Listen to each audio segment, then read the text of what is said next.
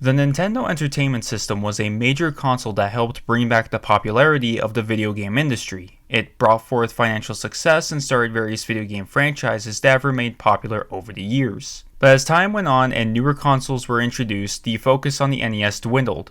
This was definitely apparent in 1992 when a little game called Little Samson released.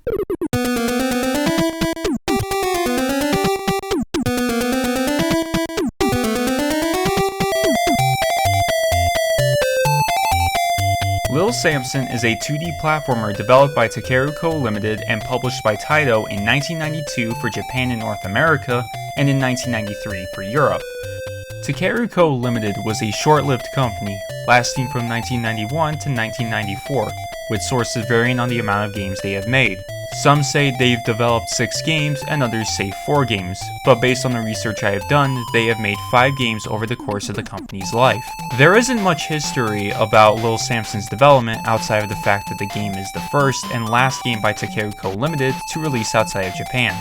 I know that YouTuber Game Historian made a video on the game and detailed why TAITO published the game, but I could not find any mention of his information and he did not cite his sources. With that out of the way, this is Little Samson. So what is the game about? The premise is that the wizard Takeru has been freed from his prison and wreaks havoc across the kingdom of the Imperial 4G. The Emperor of the Kingdom, Emperor Hans, sends 4 pigeons to find and assemble the 4 bearers of the majestic bells of power to stop Takeru. This is when we meet our 4 heroes. Samson is the little adventurer who can climb walls and ceilings as well as throw magic bells. Kakira, the dragon lord that can fly, along with breathe fire and charge your fire up. Gam is the rock lord who can walk on spikes as well as extend his arms to punch forward as well as upward and downward, though he is the slowest of the heroes. And KO, the enchanted beast that leaves bombs and can climb walls and ceilings but also fit in small places. After the 4 heroes arrive to the castle, they assemble the group and venture forward to stop Takeru's dark forces and his right-handed wizards. One other thing to note is that Kakira is against Samson being the leader of the group and fights him, setting up character development that has payoff at the end, which I'll get into later. Moving over to gameplay, it's a linear 2D platformer where you play through various levels using the abilities of the playable characters. Right off the bat, I really like how you start with levels that are designed around the characters you play as. It gives a good feel and understanding of their abilities, and also a good introduction to the gameplay itself. Speaking of our playable characters, the way they play is great. The physics feel great and controls work perfectly well, even when considering the speed and how different the characters play. The abilities each character has are really useful, and the level design considers the playstyles of each character. There were multiple instances that I saw throughout the game in which I could use characters, which adds to the game's replay value. Samson's bells are a good projectile with how fast you can shoot them out. Kakira's fire breath is really good to get enemies at a diagonal angle with being able to defeat multiple enemies at once when it's charged up. And Gam's punches have good length as well as attacking enemies upward or downward. The only attack I did not use as much was KO's bombs, but I can see his bombs being good at dealing with enemies moving towards you. Other aspects about the game include being able to increase maximum health with the crystal balls, get back health with hearts, heal back to full health with potions depending on which character picked it up, and increase their lives with dolls. All of the items included are perfectly fine and have a purpose to be in the game. It even has a password system with short passwords, so that's nice. There are only 2 things I am not a fan of with the gameplay. The first is that you do a little jump after switching characters, as that can cause you to fall off moving platforms. The second is if you die as any character except Samson, you lose them until you get a game over.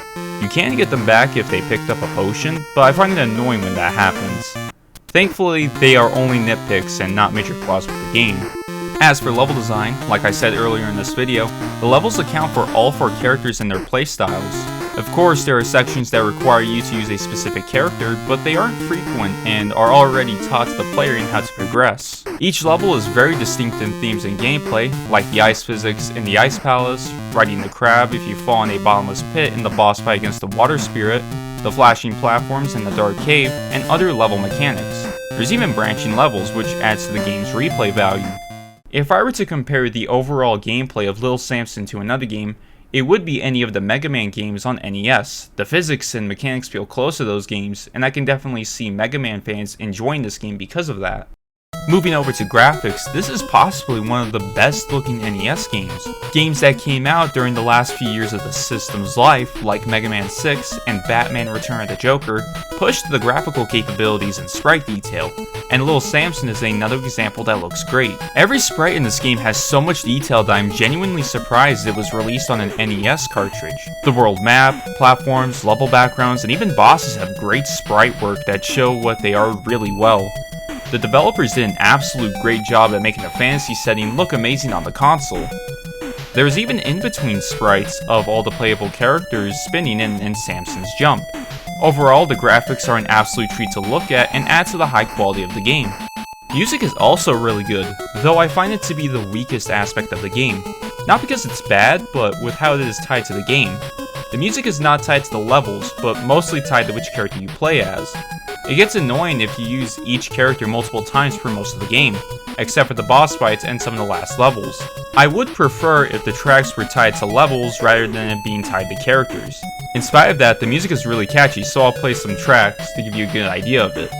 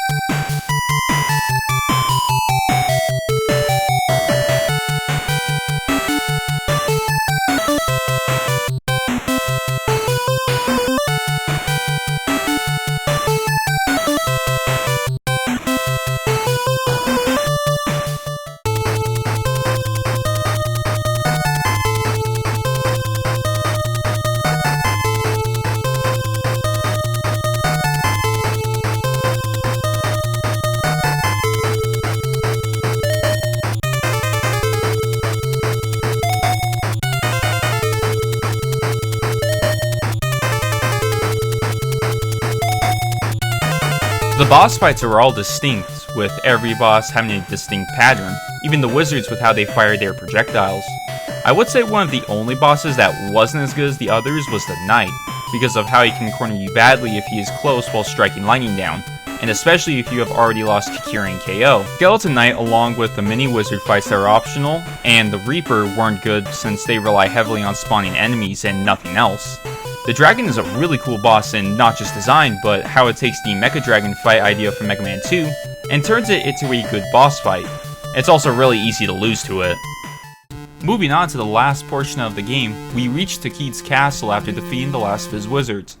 The last 3 levels are pretty short, not having much outside of having a bunch of enemies. The bosses of 2 of the stages include rematches against some of the earlier bosses, but outside of that, that's pretty much it. The final stage leads us to the final fight against Takeru. His first phase is really easy.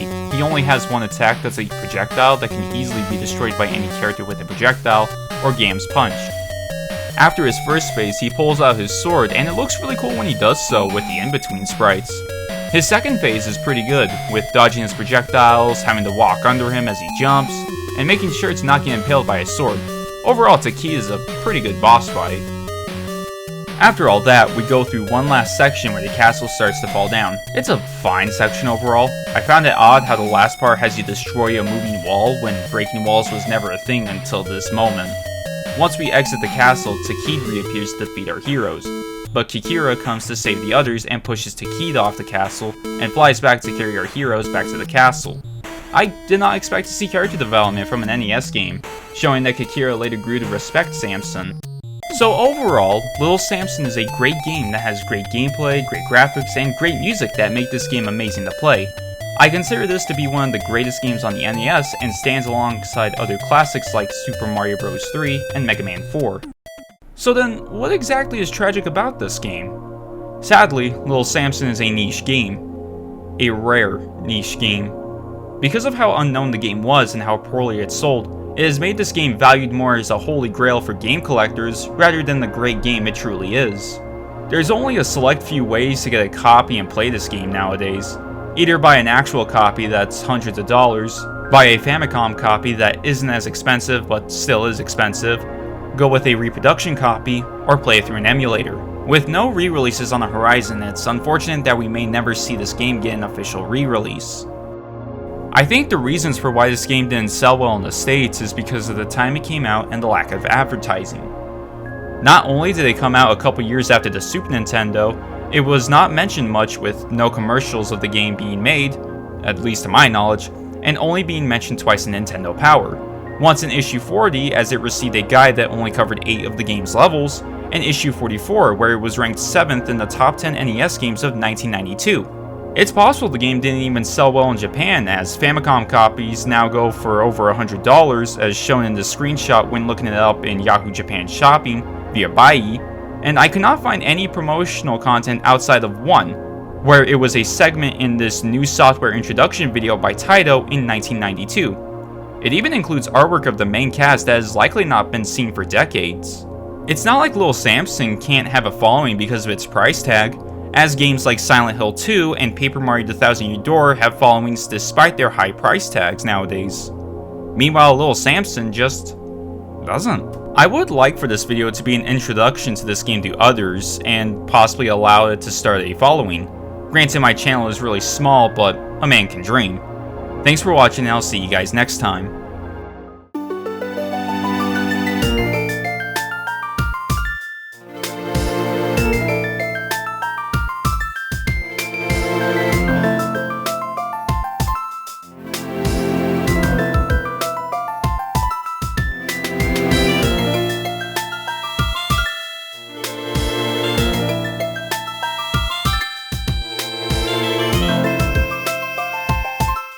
It sure is nice holding a majestic bell of power in the kingdom of Imperial Forty. Hi, Squidward!